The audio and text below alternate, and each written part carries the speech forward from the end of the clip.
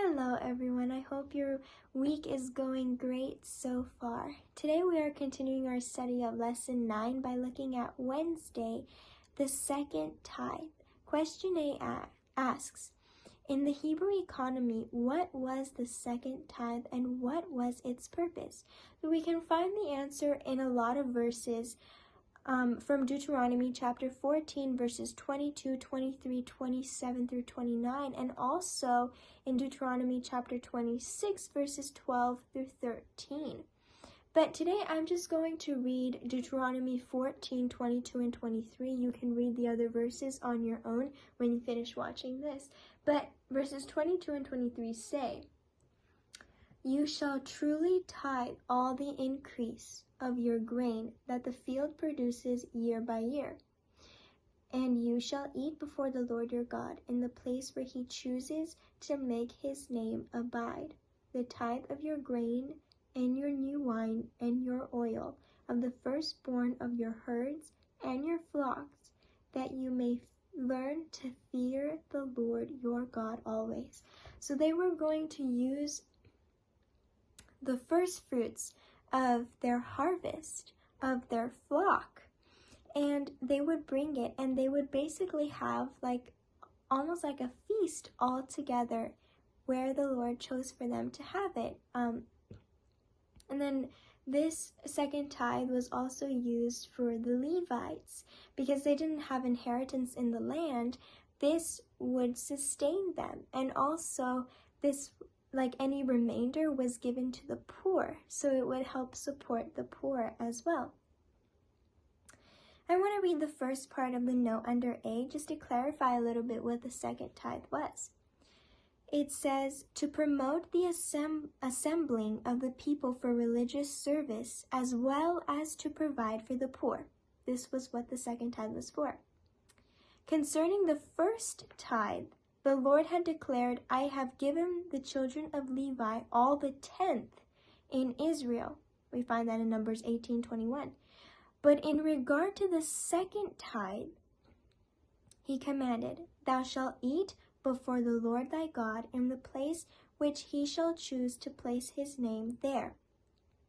The tithe of the corn, of thy wine, and of thine oil, the firstlings of thy herds and of thy flocks, that thou mayest learn to fear the Lord thy God always." This tithe, or its equivalent in money, they were for 2 years to bring to the place where the sanctuary was established. And then after presenting a thank offering to God and a specified portion to the priest, the offerers were to use the remainder for the religious feast, in which the Levite, the stranger, the fatherless, and the widow should participate. And this was all that they might receive instruction and encouragement in the service of God. So it was a beautiful thing for them to have this in the Hebrew economy. Question B, how did the second tithe benefit the giver in a spiritual sense? And in what ways can it be a blessing today? Let us read from Proverbs chapter 19, verses 17. "He who has pity on the poor lends to the Lord, and he will pay back what he has given him." So, whoever gives to the poor gives to the Lord, and he will be repaid.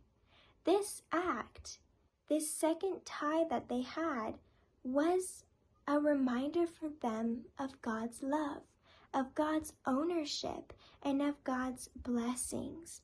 The note under B says, the consecration of God to God of a tithe of all increase, whether of the orchard and harvest field, the flocks and herds, or the labor of brain or hand.